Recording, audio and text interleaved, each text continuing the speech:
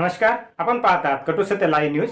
चॅनलवर नवीन असाल तर चॅनलला सबस्क्राइब, शेअर, लाईक, कमेंट करून महाराष्ट्रभरातील नवनवीन बातम्यांसाठी बेल आयकन दाबायला विसरू नका. तर जमावबंदी आयुक्त जॉईंट असे IGR ते असे वेगवेगळे लोक कमिटी केलेली आहे आणि त्यांना 1 महिन्याचे काहीतरी आणि काय काय त्यांनी तपासायचं हे सांगितलेलं आहे. कारण पुन्हा अशा प्रकारचे व्यवहार होऊन त्याच्यामध्ये शासनाचं पण नुकसान होता कामा नये किंवा जे व्यवहार करताच येत नाही त्याची नोंदणीच होऊ शकत नाही कागदपत्रावरून, ते पण करण्याच्या बद्दलचं धाडस काहींनी दाखवलेलं आहे. ते कशामुळे दाखवलं, त्याच्यामध्ये कोणी फोन केलाय का, कोणी दबाव आणलाय का, कथित जमीन घोटाळा त्यावरती भाष्य करायला हवं. कारण भाष्य करण्यासारख्या त्याच्यामध्ये इतक्या गोष्टी आहेत की या घटनेवर भाष्य करावं का त्या वक्तव्यावर भाष्य करावं असा प्रश्न पडतो. त्यातला पहिला मुद्दा असा की त्या घटनेनंतर आजही कालही अजितदादा उपमुख्यमंत्री आहेत ते असं म्हणाले की याच्यात 1 पैसाही दिला गेला नाही आणि हा व्यवहारच झालेला नाही. हे जे काही आरोप होतात ते आरोप होते तसं काहीच घडलेलं नाही. हे म्हणजे याला अतर्क म्हणावं का, याला अतिशयोक्तीचा विनोद म्हणावं का, याला काय म्हणावं हाच प्रश्न पडतो. कारण मुद्दा असा की जर व्यवहारच झालेला नाही तर मग सरकारने रद्द काय केलं. महाराष्ट्र सरकारने ज्या वेळेला या बातम्या आल्या या व्यवहाराच्या आणि या संदर्भातल्या घडामोडींच्या, त्यावेळेला मुख्यमंत्र्यांनी तातडीने त्याची प्रतिक्रिया दिली त्यावरती आणि असं म्हणाले की प्राइम ऑफिसर वरकरणी तरी वाटतं हे प्रकरण गंभीर आहे. तसं असेल आणि त्याच्यानंतर जी काही घडामोड घडली त्याच्यानंतर दुसऱ्या दिवशी रात्री मुख्यमंत्र्यांनी तो जमीन व्यवहारच रद्द करण्याचा निर्णय घेतला, सरकारने निर्णय घेतला. त्याच्या बातम्या आल्या, त्याच्या बातम्या इतरांनी छापल्या, सगळ्यांनी छापल्या.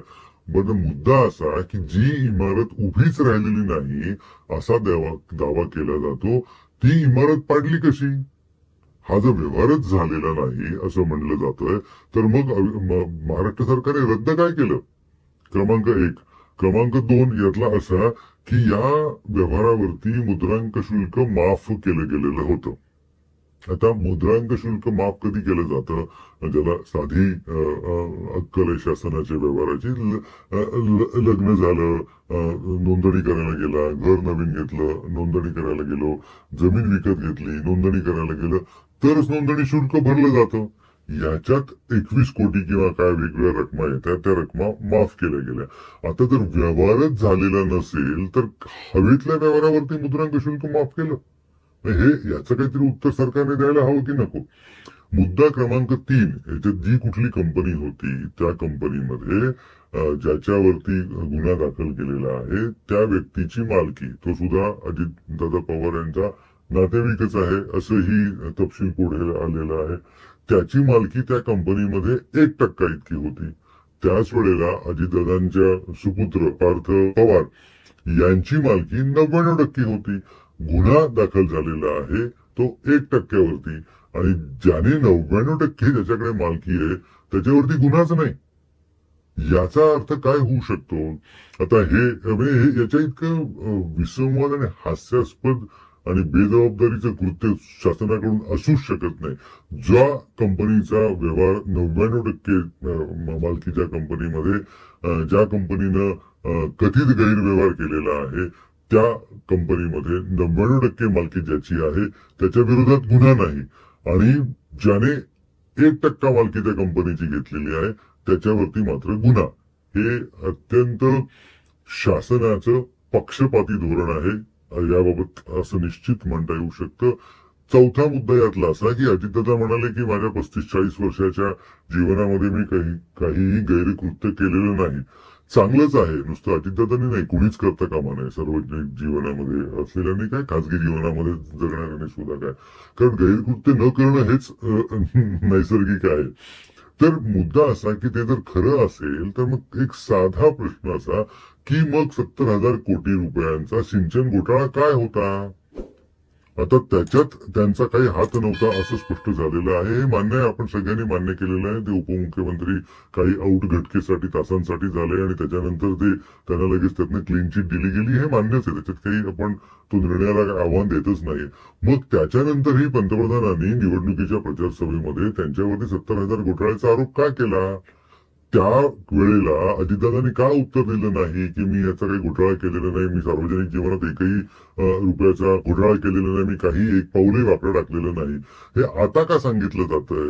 आणि ते जर आता हे सांगत असेल तर भाजपने तरी स्पष्ट करायला नको का की नाही आम्ही चुकून आरोप केला अजितदादांवरती, त्यांनी कधीही चूक काही केलेली नाहीये, त्यांच्यावरचा आरोप आमच्याकडनं चुकून झाला असं भाजपने तरी म्हणायला हवं.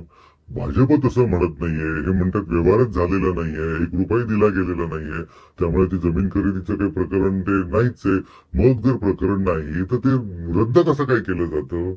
हे इतके प्रश्नांचे भुंगे या एका प्रकरणात येत आहेत ना, त्या सगळ्याच्या भुंग्यांच्या केंद्रस्थानी एकच एक कृत्य आहे, ते म्हणजे महाराष्ट्र सरकारने या विषयावरती केलेली पक्षपाती घेतलेली भूमिका असं निश्चितपणे म्हणता येऊ शकेल. याचं कारण असं की अजितदादा याच्यामध्ये गुंतलेले आहेत असं कोणीच म्हणणार नाही, कारण नाहीच आहे म्हणण्यासारखं काही, हे मान्यच आहे आपल्याला. पण जर ते गुंतलेले नाहीत तर त्याची जर चौकशी करायची आहे, त्यांच्या मुलाच्या कंपनीचा याच्यामध्ये सहभाग आहे, तर अजितदादा पदावर असेपर्यंत या प्रकरणाची चौकशी होईल कशी? जे अधिकारी त्यांच्या हाताखाली काम करतात ते अधिकारी या सगळ्या प्रकरणामध्ये चौकशी निष्पक्षपणे निर्भयपणे करू शकतील का? आणि त्यासाठीच अजितदादाने इतका चांगला पायंडा पाडलेला आहे. 2012 साली जेव्हा त्यांच्यावरती आरोप झाला, पृथ्वीराज चव्हाण यांच्या मंत्रिमंडळामध्ये ते उपमुख्यमंत्री होते त्यावेळेला त्यांनी कराडला यशवंतराव चव्हाण आणि त्यानंतर त्या आसपास ती समाधीवरती जाऊन आत्मक्लेश वगैरे करून घेतले, हे तर योग्यच केलं. पण त्याच वेळेला त्यांनी ते चौकशी होस्तपर्यंत राजीनामा दिला. तसा आता त्याला काय हरकत आहे? तसा ते देत नसेल तर मुख्यमंत्र्यांनी सांगायला नको का की तुम्ही चौकशी होस्तपर्यंत राजीनामा द्या, पुन्हा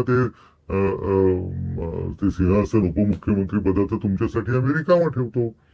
हे काहीच करायचं नाहीये आणि हे जणू काही घडलंच नाही अशा पद्धतीनं ही वातावरण निर्मिती केली जाते. हे महाराष्ट्राच्या प्रगतीसाठी अत्यंत घातक आहे. या संदर्भात दाखला द्यायचा झाला तर अंतुले प्रकरणाचा असा देता येऊ शकेल की कुठल्याही टप्प्यावरती अंतुले यांच्यामुळे घोटाळा झाला असं सिद्ध झालेलं नाही. हाही तसाच असू शकतो. आपण चांगलं वाईट बरं वाईट काहीच म्हणत नाही, आपण कुठला निर्णायक निकालाच्या वतीनं जातच नाही, आपण फक्त निरीक्षण नोंदवतोय. पण त्यावेळेला न्यायमूर्ती लेंटेन यांच्या चौकशी आयोगाने अंतुले यांना दोषी ठरवलं. आता त्यांचा काही हात नव्हता, पण तरी ज्या पदावरती ते बसलेले आहेत त्या पदाची जी अपेक्षा आहे, व्यवस्थेची जी एक चौकट आहे, त्याचा प्रामाणिकपणा त्याचा मोठेपणा राखायचा असेल तर तो राखला जाण्यासाठी त्या चौकशीच्या कक्षा ठरवल्या जाऊन ती चौकशी पूर्ण होस्तपर्यंत तर त्या उच्च पदावरील व्यक्तीला दूर करणं हे साधी गोष्ट आहे, ही करायला हवी. आणि ही संधी देवेंद्र फडणवीस यांनी साधायला हवी, कारण त्यांच्या भोवती या सगळ्याचा एक वाईट परिणाम त्यांच्या भोवती तो जमा होऊ शकेल. मंत्रिमंडळातल्या एकापेक्षा एक मंत्र्यांसंदर्भात वेगवेगळे आरोप होत आहेत, त्यांच्या कृत्यांवरती टीका होतीये आणि हे मंत्री अर्थातच भाजपचे नाहीयेत, म्हणजे जे आपल्या पक्षाचे सुद्धा नाहीयेत. त्यांना वाचवण्यासाठी मुख्यमंत्र्यांना जर धडपड करावी लागत असेल तर ते भाजपसाठी सुद्धा चांगलं नाही आणि महाराष्ट्राच्या प्रतिमेसाठी तर अजिबातच नाही.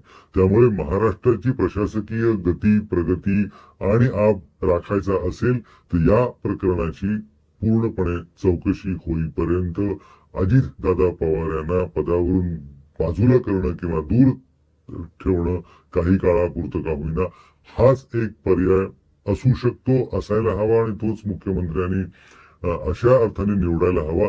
नाहीतर ही जर प्रक्रिया अशीच सुरू राहणार असेल तर महाराष्ट्राचं शेंबडं बोर देखील सांगेल या राज्यामधलं की या चौकशीमध्ये काहीही निष्पन्न होणार नाही आणि ज्यांच्यावरती आरोप आहेत त्यांचा हात कसा नव्हताच याच्यामध्ये असाच तो अहवालाचा निष्कर्ष असू शकेल. याला तुच्छतावाद म्हणू शकतील काही जण, पण तो जर खोटा ठरवायचा असेल आणि निदान ही चौकशी प्रामाणिक आहे असा देखावा जरी निर्माण करायचा असेल तरी तो करण्यासाठी अजितदादांना मंत्रिमंडळातनं तात्पुरतं बाहेर ठेवणं हाच याच्यावरचा एक उपाय आहे. तो केला नाही, तो जर करण्याची हिंमत संबंधितांनी दाखवली नाही तर महाराष्ट्राच्या बाबतीत प्रशासनाच्या बाबतीत आणि सरकारच्या बाबतीत या मुद्द्यावरती निश्चितच वाईट प्रतिमा निर्माण होते आणि वाईट संदेश दिला जातो आणि यापुढे या प्रकरणांना कोणीही म्हणजे जो पक्ष ना खाऊंगा खाणे दूंगा अशा पद्धतीची जर घोषणा करत असेल तर त्या पक्षाने नैतिकतेसाठी इतकं करायलाच हवं. त्यांचा कथित जमीन घोटाळा त्यावरती भाष्य करायला हवं, कारण भाष्य करण्यासारख्या त्याच्यामध्ये इतक्या गोष्टी आहेत की या घटनेवर भाष्य करावं का त्या वक्तव्यावर भाष्य करावं असा प्रश्न पडतो. त्यातला पहिला मुद्दा असा की त्या घटनेनंतर आजही कालही अजितदादा उपमुख्यमंत्री आहेत ते असं म्हणाले की याच्यात एक पैसाही दिला गेला नाही आणि हा व्यवहारच झालेला नाही. हे जे काही आरोप होतात ते आरोप होते तसं काहीच घडलेलं नाही. हे म्हणजे ज्याला अतर्क म्हणावं का याला अतिशयोक्तीचा विनोद म्हणावं का याला काय म्हणजे काय म्हणावं हाच प्रश्न पडतो.